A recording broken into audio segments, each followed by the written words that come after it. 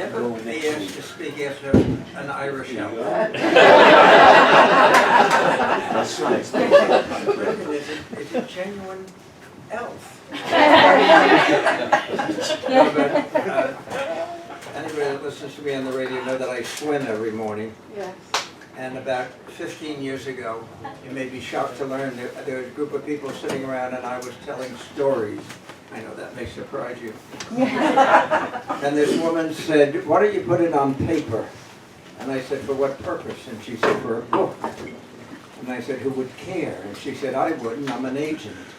And so she said, "Give me a chapter." I gave her a chapter, and then this came out of it. That's the good part. The bad part is that during the pandemic, I started writing stories. Some true, well, you know, they're all true, but we call them fiction. And I gave them to her, and she said, "They're wonderful, but there's no market for these." So I call them stories for which there is no market. And here's one of them. I'm going to read. If I can see this, John, the lighting is terrific. Okay, good. Regular Broadway production. There's a little light here. Oh, that's a light. Okay. I always give my age because then everybody makes excuses. It's called The Uninvited.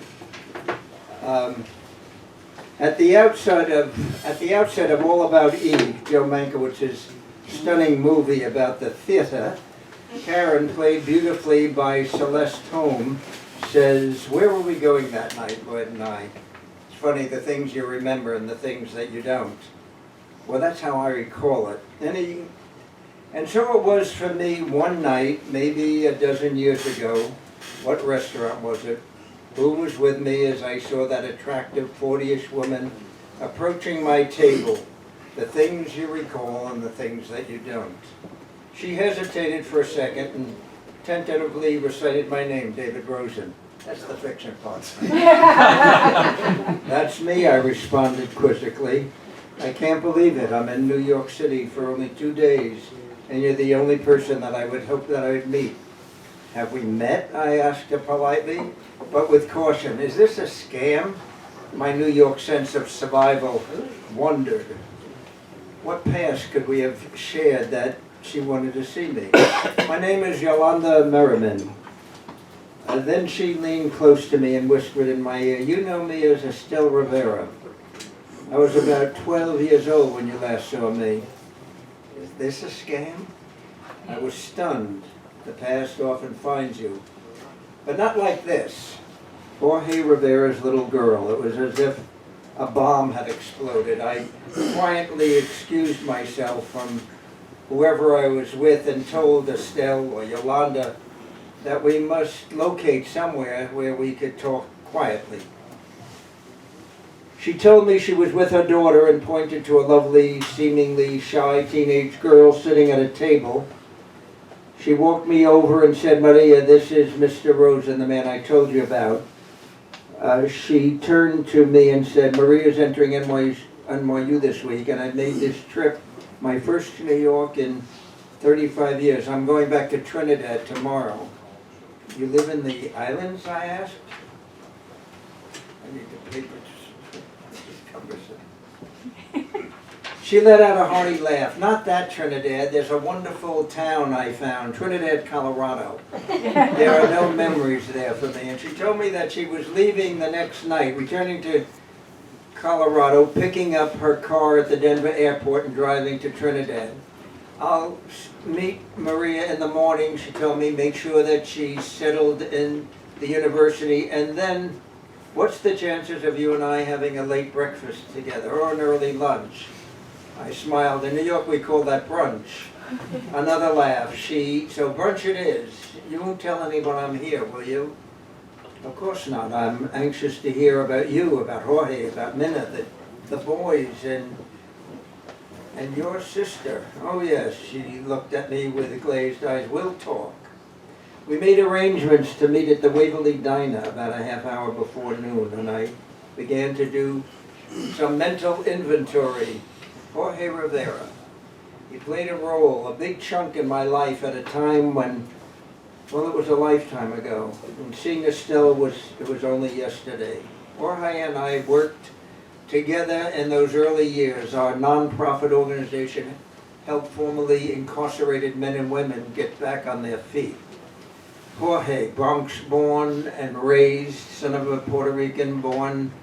Maria and Jorge Sr. had done some 18 years in prisons before arriving at our newly founded storefront organization. He was looking for a shift in his life. The South Bronx had swallowed him up and spit him out, and like so many teenagers, he had become involved with some very bad guys. And he took the weight on a big bust, and while living in a cage for those 18 years, he reconsidered his options. He got his GED, took some college classes, and discovered that he was smart and had something to offer, and had to cut off his past when he was on the street. So our organization was in its infancy, and it fit Jorge like a glove. The moment he walked through the door, he knew he was where he was supposed to be. He wanted to use his negative past to help others. He wanted the American dream. He wanted a family, a home, a whole enchilada. And at first we were all volunteers, holding other jobs, but as we became heard and effective,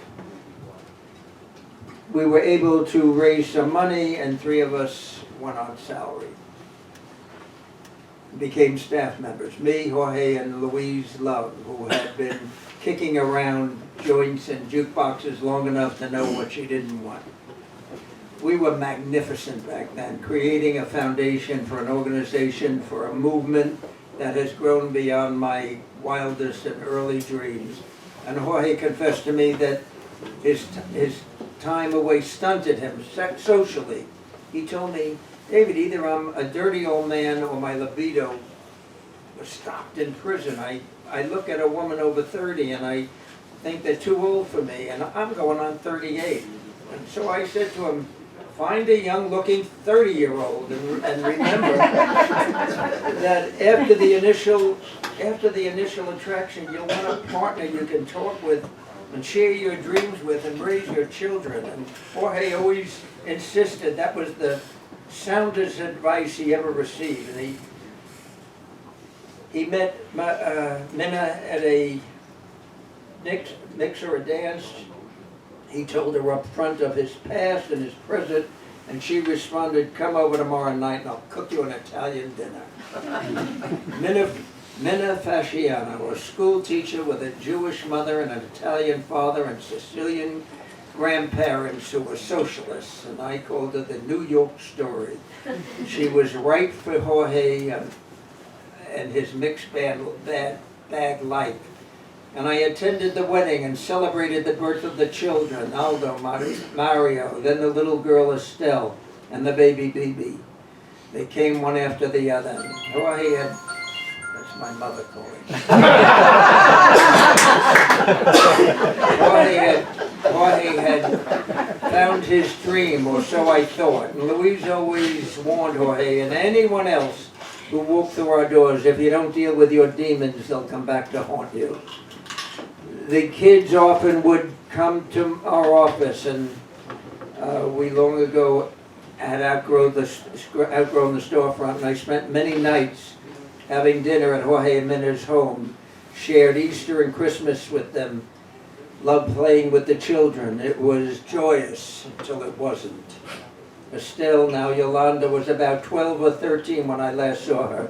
Jorge had moved on, said he wanted to go into business for himself, doing home repairs, and it seemed a reasonable decision if his behavior hadn't indicated that something else was up. I knew he was working but not responding to my calls, and that concerned me. Minna called me in tears, asked if I would talk to Jorge. What's up, I asked. Amidst the gasp and breaths, I knew it was very tough for her to call me, but she put up a good front. He's hanging out with the wrong people. He's been going to the track and he's been running up big debts. He's looking for fast money. He won't talk about it. He storms around the house. I know he's back in the light. David, I'm scared. Some of these men who come to the house, and then she stalled, and I didn't know if she was still on the line, and then she said, I don't want them near my kids. And I made a few calls to Jorge, and we spoke briefly. He was polite but distant. The next call was less pleasant. He told me to stay out of his business, that I didn't know what it was all about, that I'm way over my head. And he said that there was no way that I could ever understand. And that was it, so I thought. And it was nearly a year later when I picked up the Daily News and read Jorge Rivera was going to testify against mobster Vito Giovanni. And I called Minna. Estelle answered the phone and said, they can't talk to anyone, and hung up. When I called 2 days later, the number had been disconnected. A year later, it was Christmas Eve, and I received a call from Jorge, and he informed me that he and his family were in a witness protection program. I told him I didn't want to know where he was, so I could never tell how to find him. And the Christmas Eve conversation was heartbreaking. As best as I can roll, he said, Davy, I apologize to you for what I've done. You and Louise gave me all the guidelines, and I was living the life that I always dreamed about, but I lost my way. It was the demons. You and Louise always talked about the demons, and I'll pay for the rest of my life. Because of what I've done, my children hate me. So does Minna. She can't contact anyone in her family. We can't make friends. I don't know what's going to happen to us. My children are lost. We moved 3 times. Jorge, I responded, just keep me informed. I can't know where you are. I can only listen to you and hope that you can find some peace. What was there to say? There are no rule books for this kind of situation. That was our last conversation, sometime in the mid-90s. 2 decades later, I received a call and he didn't identify himself. The voice merely said, Jorge Rivera has died. He left some papers, a manuscript of his life with instructions to send them to you, and a note to tell you that he died. And that was it, until Yolanda Merriman, nee Estelle Rivera, entered my life. We ordered pancakes at the Waverly Diner, and she began to fill in the blank spaces. The first thing she told me before the pancakes arrived, I didn't find you by accident. When I knew I was coming to New York City, I made some calls, was made aware of where you were, and I knew how to find you. Our best times with Daddy, with my father, was when we came to your office, and when you and some of the guys came to the house. That was the best, before it all collapsed. He was a proud man back then. I had surmised her finding I had surmised that her finding the way was not a coincidence. She went on one night when we were living in Fayetteville, Arkansas. He told me how you and I, he told me how you and I and Louise used to tell him to, he told me how you and Louise used to tell him to confront his demons, because the demons would bite you in the ass if you didn't. And he was a very unhappy man, but those few times he spoke of those days, he seemed to be at peace, but it never lasted. He drank heavily and he would storm around the house. The boys hated him. They had no respect for him. He and Minna hardly spoke to each other. It was terrible for her. She couldn't call her family, and when her mother died, she couldn't go to the funeral. She had a sister. I think they sneaked phone calls to each other. That's how she found out things. And when you in the witness protection program, you can't make friends. No one can know anything about you. You knew my mom. She was a New York City girl or woman living in Alabama and Arkansas, and couldn't join anything or even talk to people next door. Who knows what any of them thought about us? And then all of a sudden, we would move. We never knew why. Just get up and go. School for all of us, well, you can imagine. I did better than the others. Mom did some homeschooling with me. The boys were in revolt. They never bothered.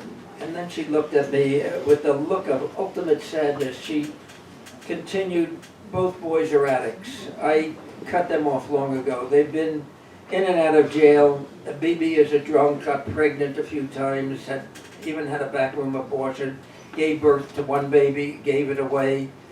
Last I heard she was in Houston, probably hooking. I have no sense of her. She was so young when all this happened, didn't really know anything else. And you, I asked. I broke loose, I ran away. Had to, I would be suffocated to death. I couldn't call, but I would call them, but I didn't tell them where I was. Mom was going slowly mad. She was hospitalized. I landed in Denver and I met a wonderful man named Renee Merriman, a widower, older than me, and I reinvented myself with Renee's strength and wisdom, and he knew everything, well, almost everything. And my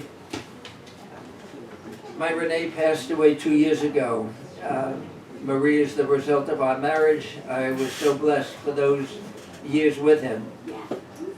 Do you want to talk about those days in the Bronx, I asked? You mean at the end when my father testified? If you want to, if you can, I asked. We were all in danger. Men in plain clothes briefed us, warned us. We were still going to school, at least I was. Can you imagine a girl, 8th grade, everyone knew. His name was in the papers. The first time I went to school, on my way home, a limo slowed down and a man rolled down the window and he asked me if I wanted a ride home. I knew who he was. He had visited our home a few times. David, I started to run and run. I didn't run at home at first, and I had nowhere to go. And one way or another, I've been running for 40 years. She then changed the topic. I was terrified to come to New York. It's been so long. I didn't want Maria to come to NYU. We had fights over it, but she's stubborn. Definitely her grandfather's granddaughter, and I told her she should go to Boulder or Colorado College. She's this is obviously BAI production.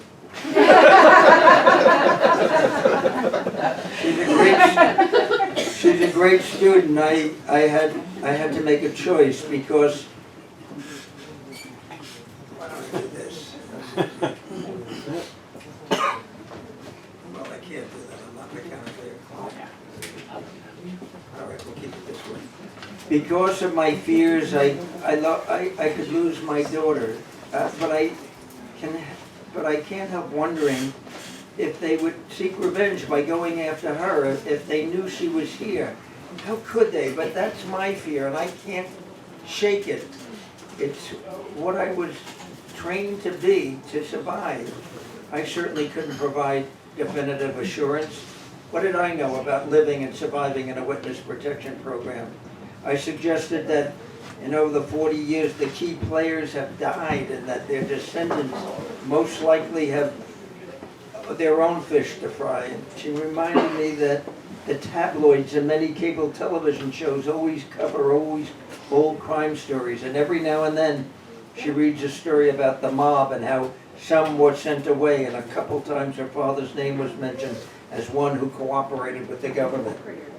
Her fears were her fears. They were real. Estelle, Yolanda, had lived a life of secrets and lies. That's what she learned, a child in a witness protection program.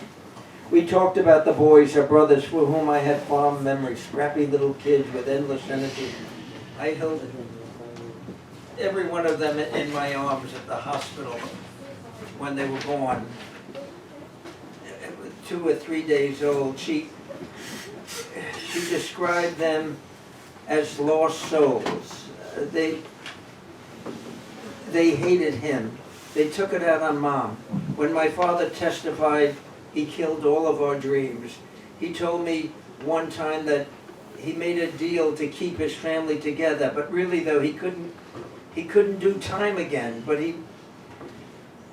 he ended up doing time on the outside, and what it really tortured him was that why he became a drunk, because he came to the recognition that he imprisoned his whole family. I don't know how long we stayed at the Waverly Diner. It was hours before she said, I have to check out of my hotel and get to the airport. But David, this was, I can't describe it, it's been bottled up in me and it's been forever, and I finally was able to get some of it out. I guess this is what therapy is. I was prompted to ask, have you ever gone for help for therapy? And she just stared at me. From day one, we were instructed, practically threatened, talk to no one. How could I begin to trust a therapist? I never told Renee the whole story. You know my whole family. You were there. There's no one else I can talk to. And even this isn't easy. Pause.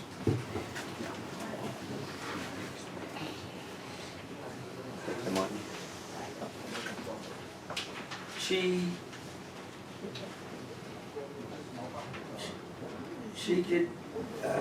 She could not join a support group or even obvious things like church committees or PTAs where people share. They talk about families and hometowns and childhoods. Estelle, Yolanda could not consider any of that. So along the way, she mentioned that she worked at a small company in Trinidad, was close to no one there, created a fictional past that she rarely referred to. And I've come to understand that there are virtually no stories about survivors of witness protection programs for the simple reason that they have been trained. It's almost part of the DNA not to talk. And they are fearful, the implications going way beyond their own lives. Yolanda asked if we could stay in touch, and we also discussed if Maria, her daughter, should have my number if anything came up while she was at NYU. She said she would give my number to Maria. It would be her decision, and her mere parting words said with steel determination, I want to shield my child, but I've come to understand that if I'm too insistent, I will lose her.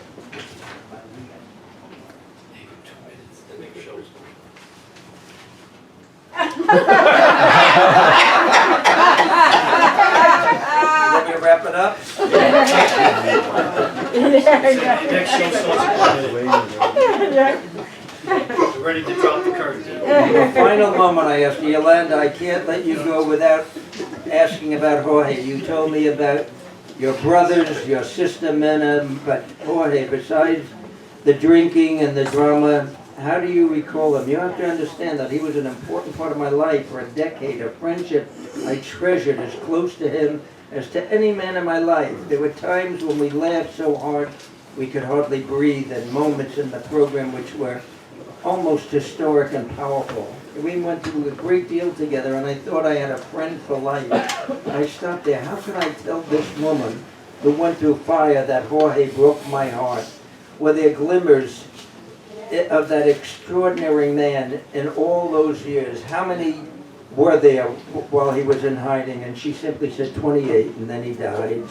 And he died of cancer. He died long before he died. I recall one night, I might have been 16 or 17. It was one of the few times we were alone. I couldn't wait for him. I never wanted to be with him. We were in Fayetteville, Arkansas. We were walking along some water. Perhaps it was a river. It might have been a pond. We were going to a store, and he said, let's just sit for a moment by the water. And I saw a look in his eyes that was so far, and he said to me, we better get going before the stores close. And then he said, I'm sorry, my precious one. Nothing else. I think he stormed around the house later that night after a dozen beers. He gave me that moment to hold on to. I think I may have seen what you saw. I wish I could have seen him, what you saw, but I only saw weakness and fears, and he was hated. He went over that. That's what he lived with. Since that breakthrough lunch, I reflected, when you were in a program with men and women coming out of punishment factories, you anticipate pain, lives of unimaginable conflicts, traumas from childhood that won't let go, to say nothing of the humanity and boredom inflicted while they're incarcerated.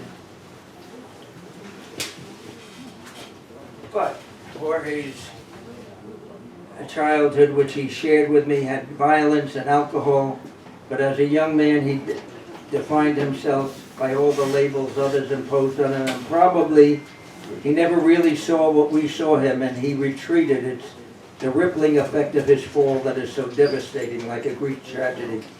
He fell and took Minna and the 4 children with him, and he spiraled down, and that Estelle survived, or appears to have overcome the agony of her family, is a near miracle. And a few years ago I was invited to attend a conference in Denver, and Yolanda came up and we spent an afternoon together walking around Larimer Street. We sat at an outside table, and she was going to drive back to Trinidad, but I had so much more to say, and it was clear I was the only one that she could talk to, perhaps because she knew me from the cradle, and more than likely because she realized I loved her father. And she talked on and on, much of it almost what she got from the church, now a practicing Catholic, and I asked her if she found a priest or perhaps a nun she could talk to, and she gave me that look again. What were you? Almost over. When you grow up in a witness protection program, your old man ratted out a mobster. How do you begin to get a conversation? I got it. She gave me the update on the mafia, who after 2 years at NYU, I'm sorry, she gave me an update on Maria, who after 2 years at NYU moved to California with her beloved. Estelle Yolanda visited them a couple of times, etc., etc. I've had great difficulty, I realize, whenever I talk about Jorge, I don't talk about him as I do with other friends. I instinctively have censored myself so nothing would lead to people with questions. And it's nearly a half-century now. Jorge's story is crime history. There's no one around who remembers it or even cares about it. Yolanda is now in an assisted living program outside in Colorado Springs. Our relationship has been reduced to Christmas cards. I suspect that there's no one else in her life to write to her. I have no idea where her daughter is, and I suspect that I will never hear from her. Writing this, telling you of Jorge, Minna, the boys, baby, and especially Yolanda, I am filled with tears. And I've tried to stay away from this story, but it haunts me. The loss, the waste, the pain, and it keeps on flowing. So on that last day when we were in Larimer Street in Denver, it occurred to me that I failed to ask her a question that came to mind.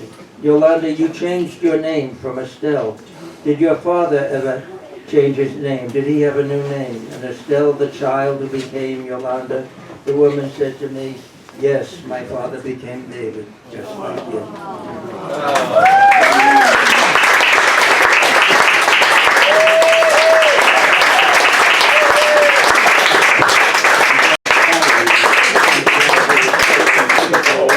Much easier reading a story on the radio. My apologies.